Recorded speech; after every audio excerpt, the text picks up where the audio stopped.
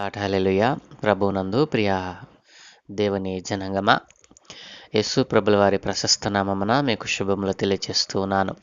నేటి వాక్య ధ్యానం కొరకు మిమ్మల్ని ప్రేమతో ఆహ్వానిస్తూ, నేటి వాక్య ధ్యానముగా లోకసువార్త 23వ అధ్యాయము మొదటి నుండి కొన్ని వచనాలు దేవుని వాక్యాన్ని చదువుకుందాము.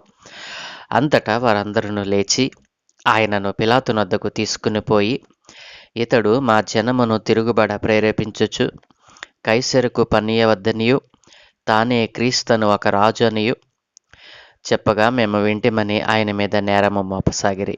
పిలాతు, నీవు యూదుల రాజువా అని ఆయనను అడుగగా, ఆయన నీవన్నట్టే అని అతనితో చెప్పాను. పిలాతు ప్రధాన యాజకులతోనూ జన సమూహములతోనూ, ఈ మనుష్యుని యందు నాకు ఏ నేరమును కనబడలేదు అనెను. అయితే వారు, ఇతడు గలిలయ దేశము మొదలుకొని ఇంతవరకును యూదయ దేశమందంతటను ఉపదేశించుచు ప్రజలను రేపుచున్నాడని మరింత పట్టుదలగా చెప్పిరి.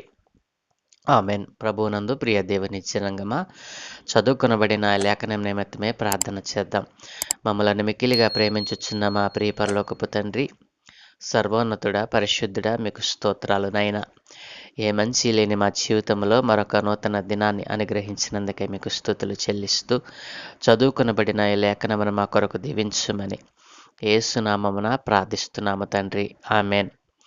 ప్రభువునందు ప్రియ దేవుని ప్రజలారా, యేసు ప్రభుల వారు మరి నీ కోసము నా కోసము ఆయన శిలువ మరణము పొందవలసి వచ్చింది. యేసు ప్రభుల వారి యొక్క శిలువ త్యాగము ఎందుకొరకు అని మనం ఆలోచన చేసినట్లయితే, యేసు ప్రభుల వారు శిలువ మరణానికి అర్హుడేనా? ఆయన ఎందుకు అంత మరి భయంకరమైనటువంటి శిలువ మరణము పొందవలసి వచ్చింది? ఏ నేరము చేశారని యేసు ప్రభుల వారు మరి శిలువ మరణమును రుచి చూడవలసి వచ్చింది? నా ప్రియ దేవుని జనాంగమా, అనేక పర్యాయములు అనేక మంది దైవజనులు అనేక విధములుగా మనకు బోధిస్తూ ఉన్నప్పుడు మరి మనం విన్నాము, మరి విని విడిచిపెట్టేసిన వారిగా మనమున్నాం.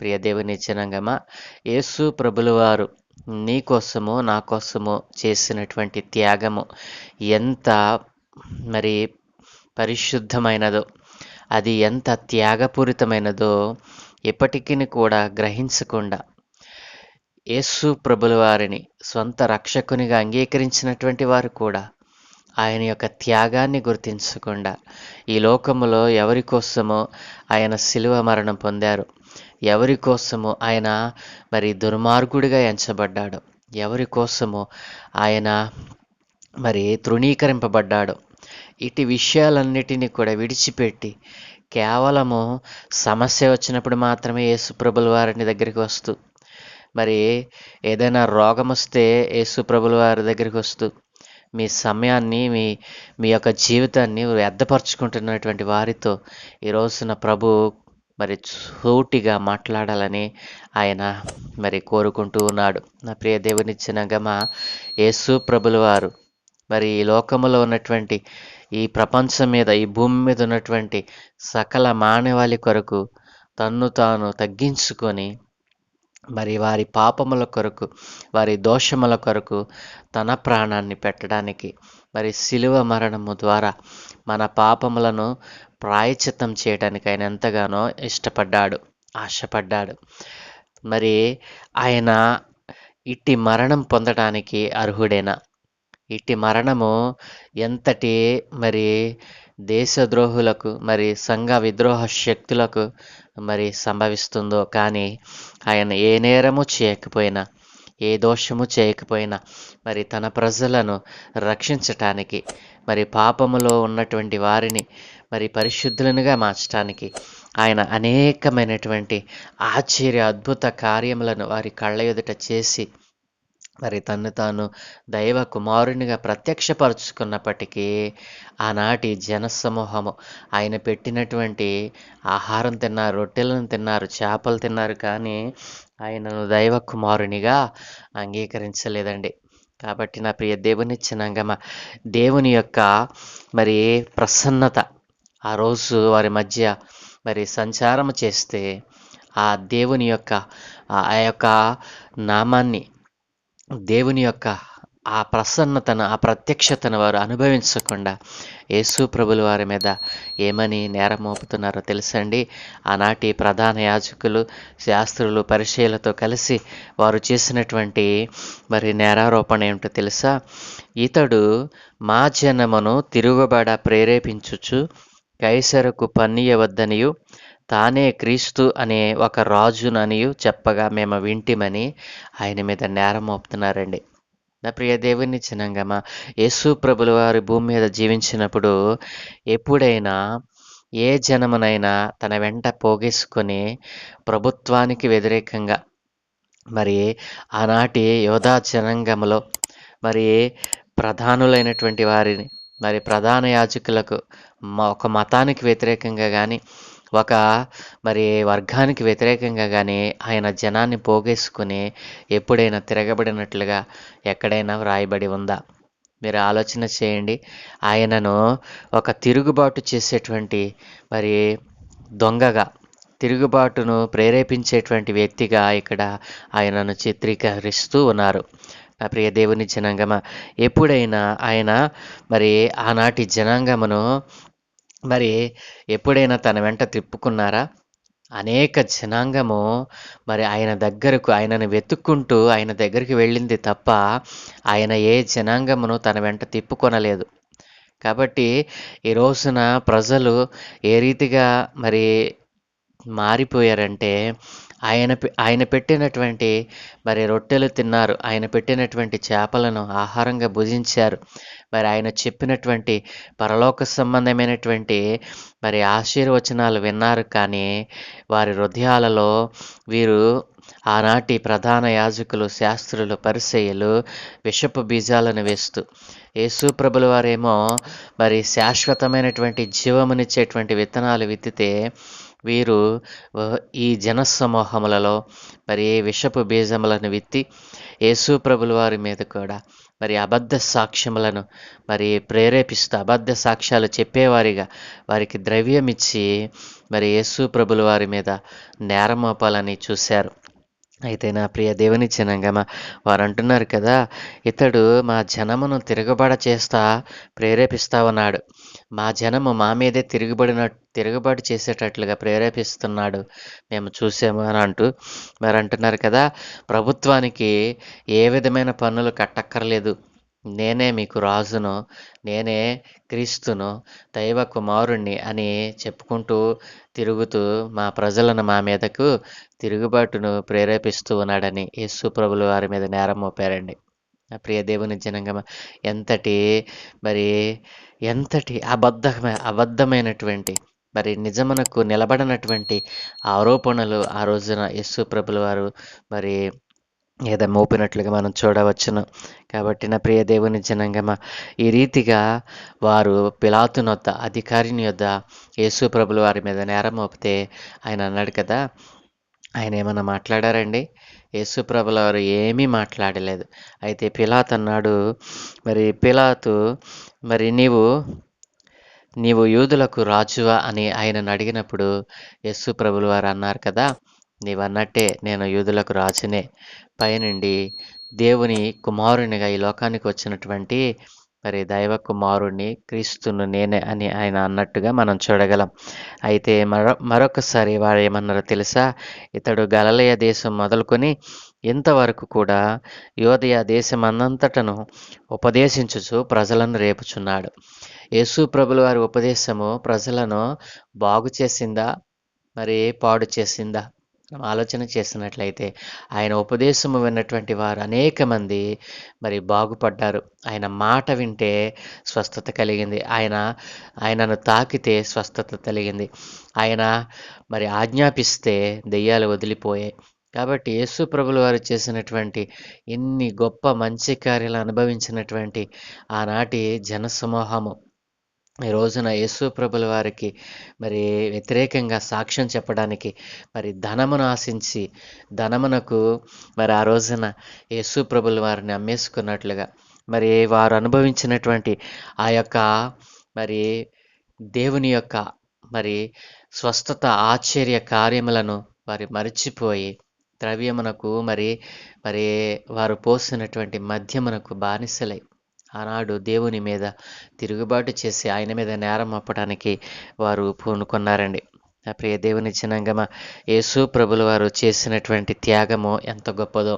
కాబట్టి శిలువ మరణం పొందటానికి ఆయన ఏ నేరము చేయలేదండి. ఏ నేరము చేయకపోయినా ఆయన నీ కొరకు నా కొరకు తన్ను తాను తగ్గించుకున్నారు. వారు ముఖానికి మరి ముసుగు వేసి మరి గుద్దుతూ తన్నుతూ ఉమ్ము వేస్తూ ఇన్ని రకాలుగా హింసించినా ఆయన ఎందుకు నోరు తెరవలేదో తెలుసా? ఆయన నీ పాపము నా పాపము ఆయన నీవు చేసినటువంటి దోషము కొరకు, నీ నోటితో నీవు పలికినటువంటి అబద్ధ సాక్ష్యము, నీ కాలి ద్వారా నీవు చేసినటువంటి మరి అనేకమైనటువంటి పాపకార్యాలు, నీ నోటి ద్వారా, నీ కంటి ద్వారా, మరి నీ మాట ద్వారా, నీ చూపు ద్వారా, నీ వినికిడి ద్వారా, నీ జీవితం ద్వారా సమస్తము కూడా చెడిపోయి పడిపోయి ఉన్నప్పుడు వాటన్నిటి నుండి విడుదల చేయడానికి ఏ నేరము చేయనటువంటి యేసు ప్రభుల వారు నీ కొరకు నా కొరకు శిలువ మరణము పొందారు. యేసు ప్రభుల వారి యొక్క శిలువ త్యాగాన్ని మనం అర్థం చేసుకోకపోతే ఈ రోజుకి కూడా మరి యేసు ప్రభుల వారు చేసినటువంటి ఆ త్యాగము ఎంత గొప్పదో, ఎంత మరి పరిశుద్ధమైనదో మనం ఆలోచన చేయవలసిందిగా ప్రభు పేర మనవి చేస్తూ ఉన్నాను. యేసు ప్రభుల వారు ఏ నేరం చేయకపోయినా ఆయన బందిపోటి దొంగగా మరి ఇరువురి దొంగల మధ్య ఆయన సిలువ వేయటానికి ఇష్టపడ్డాడు. తిరుగుబాటు చేసిన వాడిగా ఎంచబడ్డాడు. మరి ప్రజలను మరి ప్రభుత్వానికి వ్యతిరేకంగా రేపేవాడిగా ఆయన ఎంచబడ్డాడు. ఇన్ని రకాల మరి కుట్రలు, ఇన్ని రకాల నేరాలు ఆయన మీద మోపిన ఆయన ఒక్క మాట చెప్తే అక్కడ సమస్తము కూడా మరి ఏమీ కూడా పనిచేయకపోవును. కానీ ఆయన దానికి ఒప్పుకొనలేదండి. ఈ ప్రజలకు నన్ను నేను ప్రత్యక్షపరుచుకున్నా కానీ వారు నా యొక్క దైవత్వాన్ని వారు మరి గుర్తించలేని వారుగా ఉన్నారు. ఇంకనూ వారు పాపములోనే జీవిస్తూ ఉన్నారు. కాబట్టి నా యొక్క ఈ అన్యాయపు తీర్పు వలనైనా వీరు మరి మారతారేమో, నా యొక్క పరిశుద్ధతను వారు మరి గుర్తిస్తారేమో, దైవ కుమారుని యొక్క మరి ఆ పరిశుద్ధమైనటువంటి జీవితాన్ని, దేవుని కుమారునిగా ఈ లోకానికి వచ్చానని నేను చెప్పిన మాటలను జ్ఞప్తిలోకి తెచ్చుకుంటారేమోనని మరి ఆయన మాట్లాడక ఉండవచ్చునండి. ఆయన ఏ విధము చేతనైనాను ప్రవచనముల నెరవేర్పు కోసమే ఆయన మనందరి కొరకు ప్రాణం పెట్టాడండి. అది ప్రవచన నెరవేర్పు. అది నీతి యావత్తు ఇలాగున జరగవలెనని తండ్రి ఏదైతే దాన్ని నిర్ణయించారో దానిని మరి కడవరకు ఆయన సంపూర్తి చేసినట్లుగా మనం చూడగలం.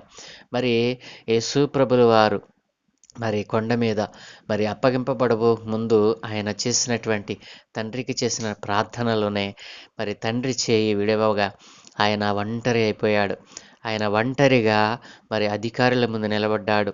మరి ఏ నేరస్తుని కూడా మరి రాత్రి సమయాల విచారించినట్లుగా చూడము. మరి అలాంటి మరి యేసు ప్రభుల వారు నీ కొరకు నా కొరకు మరి అన్యాయపు తీర్పులను మరి 6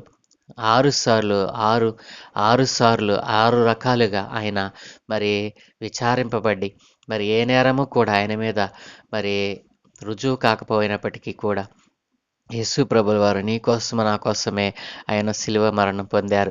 యేసు ప్రభుల వారు నీ కోసమే నా కోసమే ఆయన ప్రాణత్యాగం చేశారు.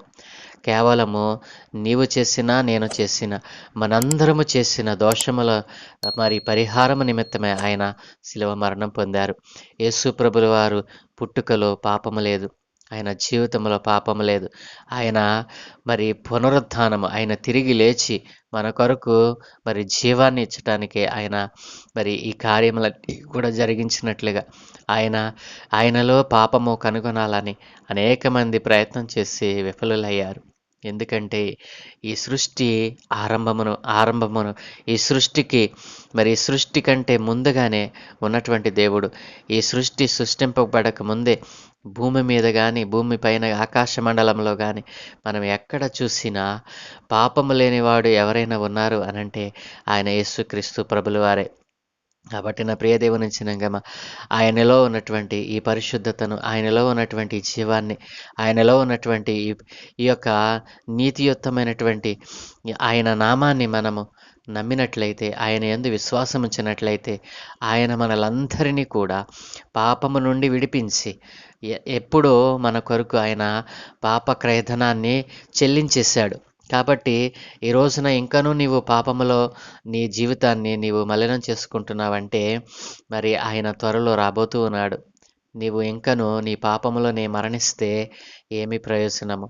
నీకు ఈ జీవితము కాక మరొక జీవితం ఉందని నీవు గుర్తించాలని, ఆ జీవితమే పరిశుద్ధ, అదే మనకు ప్రాముఖ్యమైనదని, ఈ జీవితము కేవలము కొన్ని సంవత్సరములే, కానీ మనము నిత్యత్వములో జీవింపబోవు జీవితము మరి అనంతము. కాబట్టి ఆయన 1000 ఏళ్ల పరిపాలనలో, ఆయన మరి నిత్య రాజ్య పరిపాలనలో మనము వారసులుగా ఉండాలని ఆయన ఇష్టపడుతూ ఉన్నాడు. యేసు ప్రభుల వారిలో ఉన్నటువంటి ఈ గొప్ప త్యాగమును, యేసు ప్రభుల వారు ఎందుకు రాబడ్డారు, యేసు ప్రభుల వారు ఎవరి కోసం ఈ భూలోకానికి వచ్చారు, యేసు ప్రభుల వారు ఎవరి కోసము తన ప్రాణాన్ని పెట్టారు, ఎవరి కోసము ఆయన 3వ దినాన తిరిగి లేచి పరలోకానికి వెళ్ళారు, ఎందుకు ఆయన పరలోకానికి వెళ్ళి మరి మరి మరలా మన కోసం రాబోతూ ఉన్నాడు. ఇటు విషయాలన్నీ కూడా బైబిలును చదివినటువంటి వారి అందరికీ కూడా బోధపడతాయి. కాబట్టి ఇన్ని రోజులుగా యేసు ప్రభుల వారి యొక్క జీవితము, ఆయన ఏ రీతిగా బ్రతికారు, ఏ రీతిగా జీవించారు, ఏ రీతిగా మనలను బ్రతకమన్నారు, ఆయన యొక్క జీవితము, ఆయన యొక్క బాల్యము, ఆయన యొక్క మరి యవన జీవితము, మరి సువార్త జీవితము, మరి ఆయన అనేకుల కొరకు తన ప్రాణాన్ని పెట్టిన విధము, మరి ఏ రీతిగా ఆయన తృణీకరింపబడ్డాడో, ఏ రీతిగా అధికారుల ముందు ఆయన మరి అన్యాయము చేయకపోయినా, న్యాయం చేయకపోయినా మరి అధికారులకు అప్పగింపబడ్డాడో, ఏ రీతిగా శిలువ శ్రమలను భరించాడో, మరి ఎంతటి మరి అపహాస్యాలను, ఎంతటి చేదరలను ఆయన భరించాడో, వీటన్నిటినీ ఒకసారి మీరు ఆలోచన చేసినట్లయితే, ఇదంతా ఎందుకు చేయవలసి వచ్చింది? నీకోసమో నా కోసమే కదూ. కాబట్టి ప్రపంచంలో ఉన్న ప్రతి మానవాళి కొరకు ప్రాణం పెట్టినవాడు ఒక యేసుక్రీస్తు ప్రభుల వారే. కాబట్టి ఈ సత్యాన్ని నీవు గ్రహించినట్లయితే, యేసు ప్రభుల వారు నిజమైన దేవుడని, ఆయన రక్షకుడని ఒక మతముగా దీనిని తీసుకొనకుండా, నీ యేసు ప్రభుల వారిని నమ్మటం ద్వారా నీ కులం మారదు, నీ పేరు మారదు, నీ నీ యొక్క మరి సమస్తము మారదు, కానీ నీ మనస్సు మారుతుంది. నీ కులం మారదు, నీ నీ యొక్క మరి పేరు మారదండి. యేసు ప్రభువును నమ్మితే నీ మనస్సు మారుతుంది. నీ మనస్సు ఎప్పుడైతే మారుతుందో, నీవు ఈ లోక సంబంధమైనటువంటి వాటిని విడిచిపెట్టి పరసంబంధమైన వాటి మీద మనసు పెడతావు. కాబట్టి నీ కులం మారుతుందనో, నీ కులస్తులు వెలివేస్తారనో, లేదా మరి తక్కువ తక్కువ కులస్తుడిగా మారిపోతావనో ఒకవేళ ఇబ్బంది పడుతున్నావా, లేకపోతే మరి అవమానపడుతున్నావా?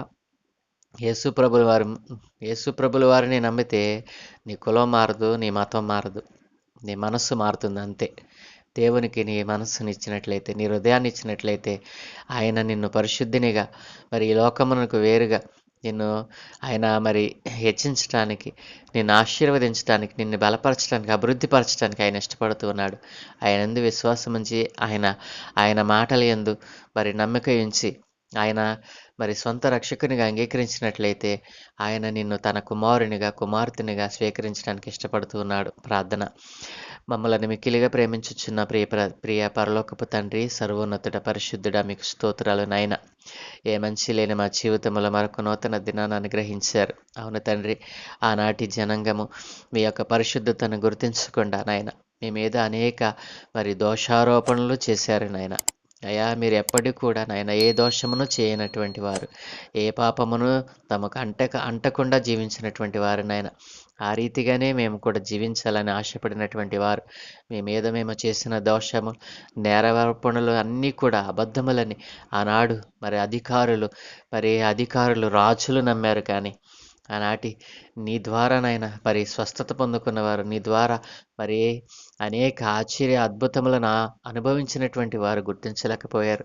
ఈనాటి దినములో కూడా నాయన నీ ప్రజలు నాయన నీ యొక్క నైనా సత్యమును గుర్తించకుండా నీ యందు విశ్వాసం ఉంచిన వారిగా బ్రతుకుతున్నారే తప్ప అవిశ్వాసులుగా, అయా ఈ పాపలోకమును తమకు అంటించుకొని నాయన విశ్వాసం లేని బ్రతుకుతున్నారు నాయన, పరిశుద్ధత లేని జీవితాన్ని జీవిస్తూ ఉండగా అయ్యా, ఇదిగో అనేక మంది నాయన దారి తొలగి తప్పు తిరుగుతూ ఉండగా, నీవు చేసిన శిలువ త్యాగమును గుర్తించకుండా బ్రతుకుతూ ఉండగా వారందరితో మీరు మాట్లాడారు నాయన.